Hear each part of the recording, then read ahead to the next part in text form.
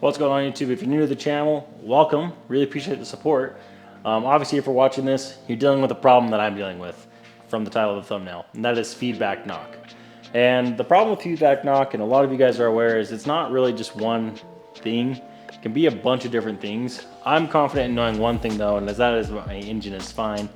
And you might not be in the same boat. I'm not really sure. Obviously, you're watching this because you're not sure either. But this is one idea that I think may fix my problem because I'm able to replicate my feedback knock. Anytime I'm in fourth gear and I slow down and I'm still in fourth gear and I give it gas, you know, the car will kind of lunge forward. And I'm not talking like bog down because it's me needing to downshift, but it'll bog down and it won't bog down. It'll just kind of lunge forward. And when that happens, my shifter moves quite a bit, my shift knob, and I'm able to replicate feedback knock all day long. I'm getting 4s, I'm getting 5s, 7s, 9s when I do that. So since I can replicate it, I don't think it's an engine thing, which leads me to my diagnosis, because one thing, and I may show the footage, I may not, it was, I don't know if I still have it or not, but I did put some octane booster in the car per what my tuner recommended, and that didn't change anything. And so I've gone ahead and picked up what I picked up today, and that is two things. One, a transmission mount, and two, an engine mount. So I've got these here. Let me go ahead and open these up and make sure, well, I've already opened them up, as you can tell. Let's open them up and show you guys them. And let's go ahead and get the car in the air. And my personal diagnosis, or my thought process behind this, is because I think my engine is moving around so much, and the transmission itself, I think it's moving. That's causing such a vibration for my engine to pick knock up. So when I'm cruising in any gear, sometimes I was just getting random knock, and it made me wonder if maybe my mounts are just so loose that my car is shaking. Sorry, I shook the camera, but the car is shaking and it's causing feedback knock. Now I'm hoping this fixes it, but it's not a guaranteed thing. So this was kind of a pricey fix, kind of an expensive one for me to start with. I'm hoping it's obviously nothing serious.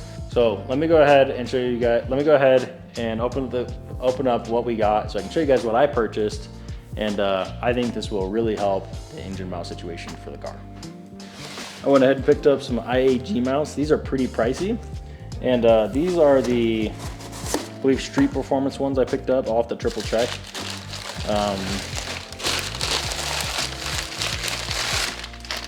But look at those. Freaking awesome. So black on black, it's an aluminum CNC blocked piece, and then inside here on the edges here is rubber. That's the bushing part. And what's nice about this is, like, I can change this to like a track setup or solid bushing mounts or Comfort Plus, things like that. All I have to do is take these bolts out, and I can take the rubber mounts out, put a different set in, and it's about 50 bucks. When I checked any one I wanted, it was about 50 bucks to put in here. And obviously, if I like this setup, then obviously if these ever wear out, I can just replace these with new bushings. So pretty amazing, and it's nice. They are marked left and right for you because they are side specific. So let's open this guy.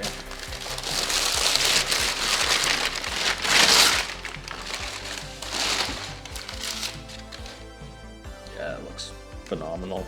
Looks amazing. Really like the zinc with the black and just the bare aluminum mount there. That looks really good. And this is the transmission mount. This is supposedly an OEM part number.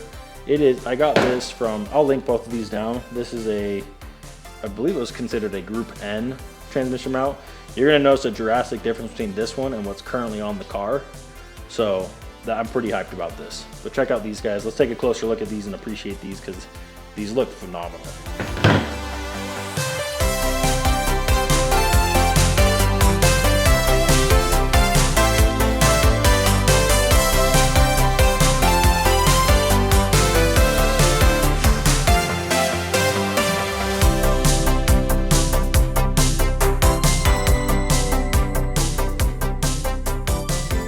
Those look really nice. I'm in love with those. And to explain why I picked these up and why I think this might be the problem is, and why I don't think it's engine related currently, So like I mentioned, I could repeat it, but also I did do a recent oil change. I don't think I filmed that.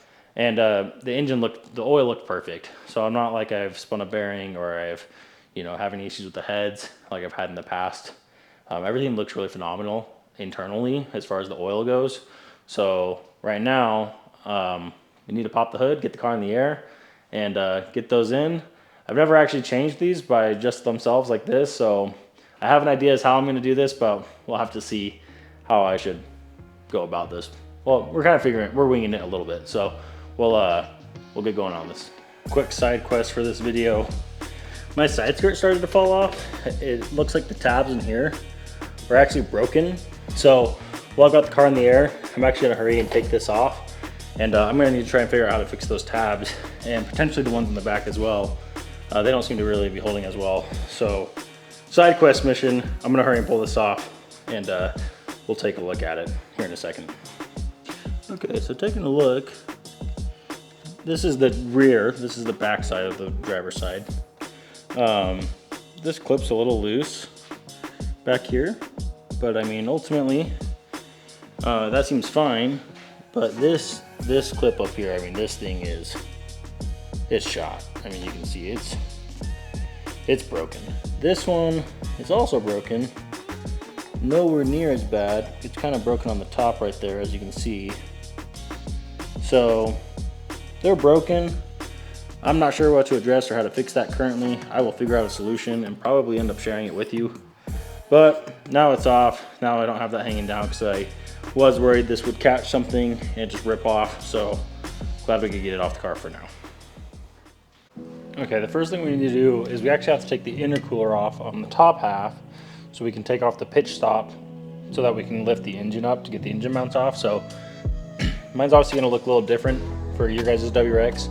If I remember correctly, you'll have your BOV over here that you gotta take off a little rubber hose and you gotta take off the bigger hose. And then on the left side over here is gonna be two 10 millimeters, if I remember correctly, that go straight into your turbo. So be extremely careful when you're removing that. And then there's gonna be obviously your intercooler piping, which is very short for the stock intercooler. It's going to be down low. You'll have to get that off as well. You can kind of there's hose clamps, so you just have to undo one of them on either end. You can usually access the screw sometimes through this down here, or you'll have to come in through the down side over here. So with the Grimspeed one, it's pretty simple. I just have 3 hoses, 1, 2, 3, and then my little hose, and this thing pops off. So pretty simple.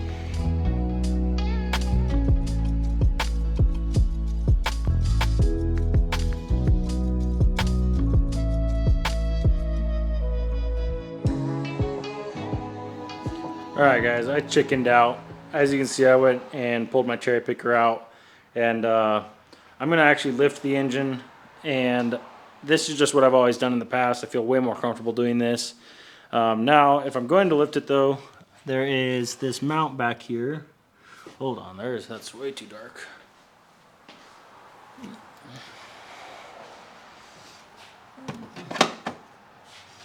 So there's this guy right here that goes down and it mounts. There's two 12 millimeter bolts right here. I'm gonna go ahead and take this hose off, take this off, take this mount off. That's for the intercooler. Wrong box. And I'm going to put in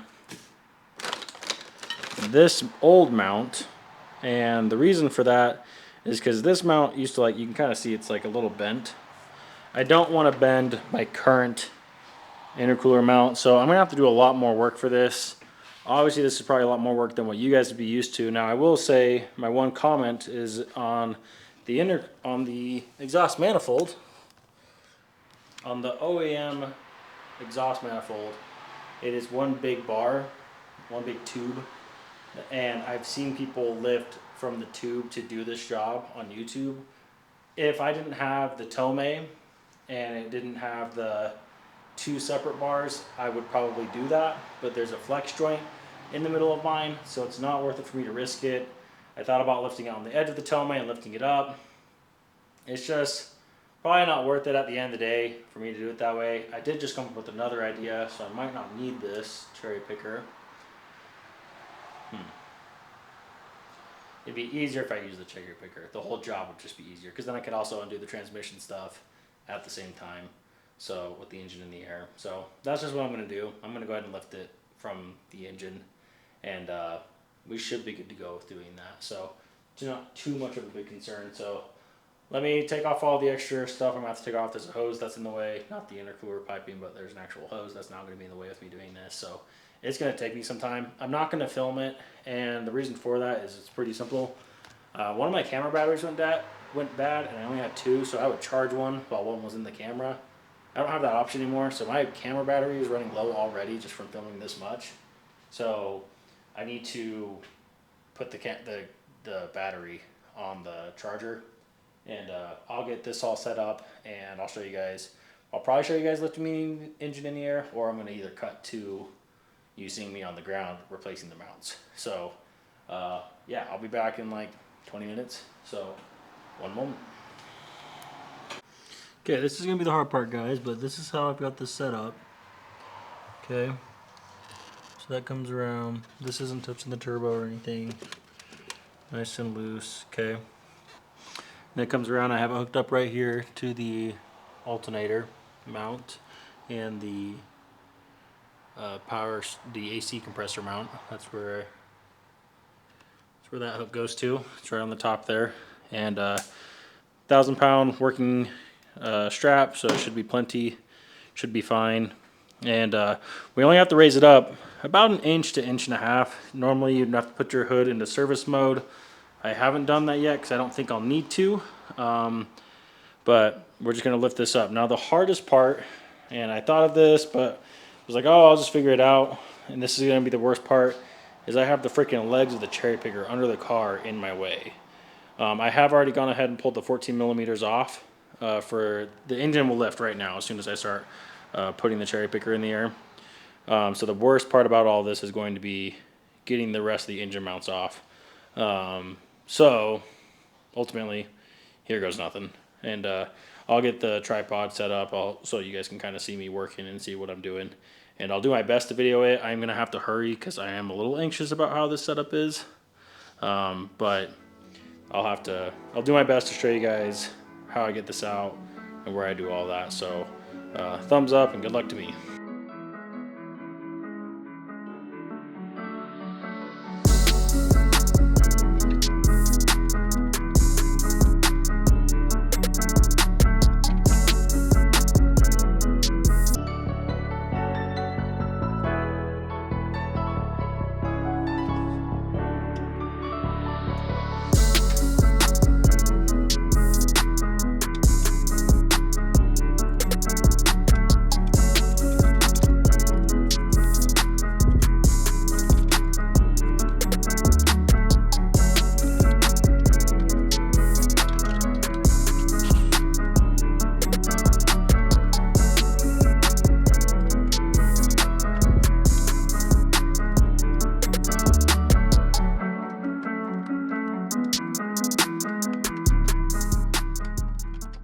Alright guys, we went ahead and I've got this engine mount out. I had to take the header out so it would fall out, and it's out now, and I'll discuss my thoughts about this mount here in a second, but I just thought I would show you the big difference between the two of these. Now I'm still paranoid because I got to get the engine out, or excuse me, I got to get the other engine mount out, and this is still, seems to be holding really well. But it is kind of nerve-wracking, like I said, to be getting my fingers up in there with not that much space. So let's go ahead and get the next one out, and then we'll get them in and do a little bit of a side-by-side again. But I mean, really, there's just such a big difference. And you can see that this is hard to show on the lighting, but you can see like this is kind of cracking. The rubber is pretty old on these, you can obviously tell. So I'm confident these are the originals with the car, or potentially replaced, but we'll talk about that in a second. But anyways, let's go ahead and get the next one out. We have the passenger or the driver's side to get out now. Should have a lot more room with the header being out of the way, and should be pretty easy.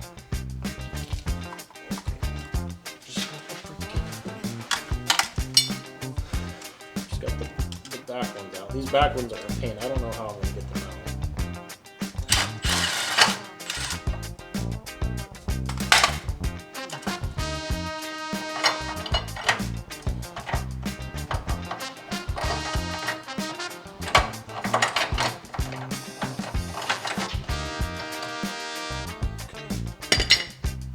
Boom.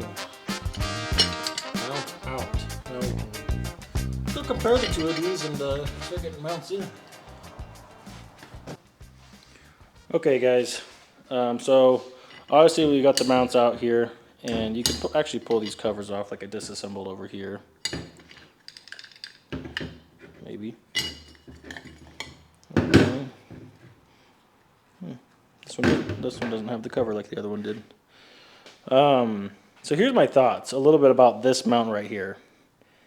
I don't know if they changed the style of the mount, which is a possibility, but I was researching OEM mounts to replace instead of buying IAG ones, and this is not what it looks like. And I'm wondering what these do look like though. Currently, these look like the FRS mounts, like a Subaru FRS, which I know is a different engine, different block, and everything like that, but I found it very, very interesting. I could not find the replacement for these, and anytime I found them, they looked completely different. I'll throw a little clip up of what the ones I was finding looked like. They were more square-ish, but that's why I opted for these. I had heard mixed reviews about the Group N engine mounts. I heard great things for the transmission mounts, but that's why I opted for the IAG ones. So these obviously look phenomenal.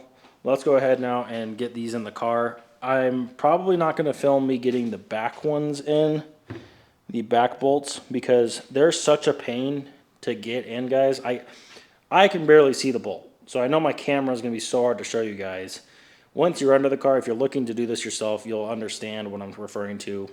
I literally was having to use my 2 fingers, and I was threading them back and forth for literally, it's probably been, I don't know, 2 hours. 3 hours almost, probably about 2 hours for me to just get these out.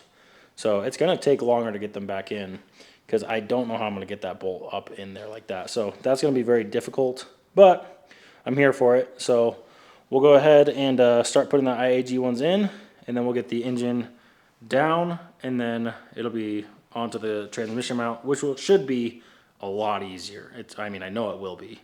So we'll thankfully we're leaving the easiest for the last and the hard part up front. So I'm going to double check the torque, or at least just make sure these are nice and snug from IAG. I'm sure they have them torqued to spec, but I just want to triple check, and they've obviously got the bolts in the back. So I'm going to make sure all this is tight before it goes in the car, and then we'll get into the car.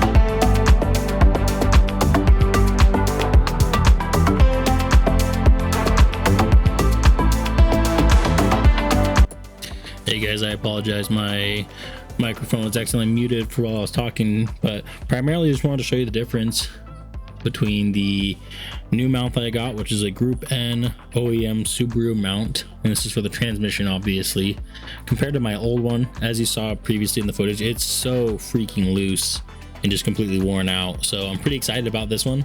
I think it's gonna be a ton better, just with how stiff it is and how much better it looks, and just so much more rubber components to hold it together.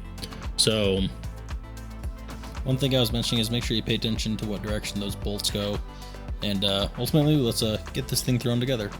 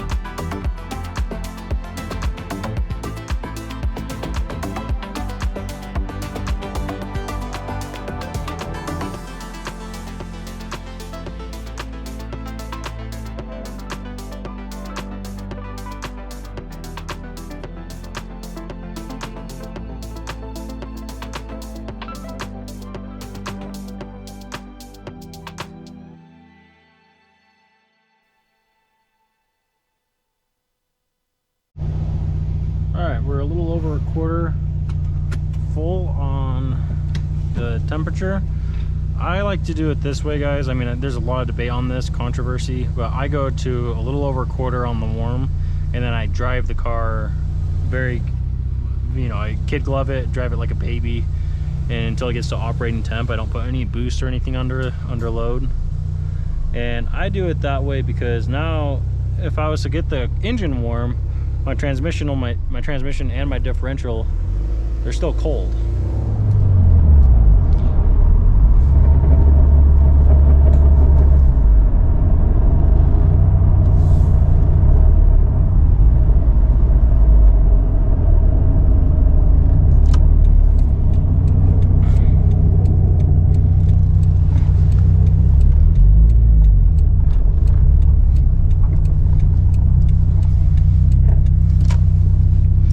Hear that noise?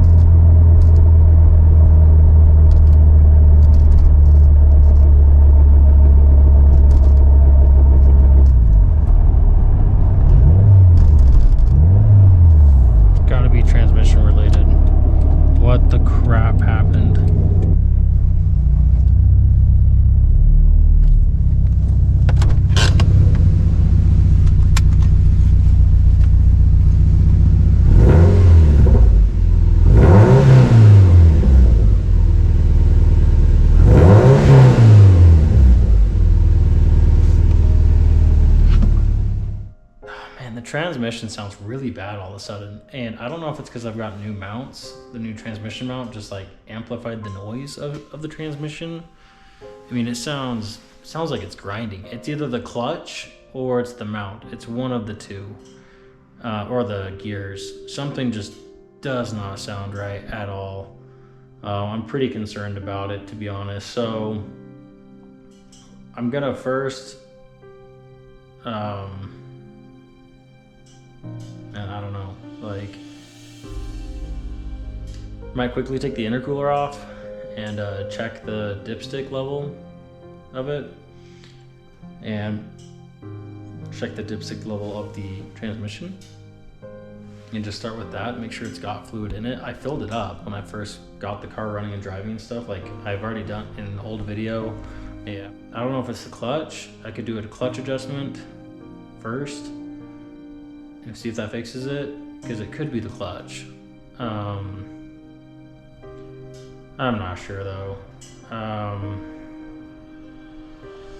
I'll have to sit and think on it and try and see if I can come up with a solution. But I guess that's it for now, guys. I'll wrap it up the video here. For the 5 minutes that I was driving the car, I only got a 2.8 feedback knock, and I used to get higher numbers. Granted, I only drove the car for like 5 minutes, but I would get numbers in 4th gear up to like the 5 range, or even like the 7 range of feedback knock. If I got into 4th gear and was like in 4th gear for a little bit. I did go in 4th gear a little bit on that drive, and I only got 2.8s is all I got. So that might have fixed my issue, but unfortunately for the video right now, I am gonna need to call it, just because I know this is gonna be a long one, and I'm just not sure what the next steps are for why my transmission sounds the way it sounds. Hopefully the GoPro picked it up on the noise for that, but it's just really concerning. So I'm gonna call it here, guys, and I'll see you in the next one.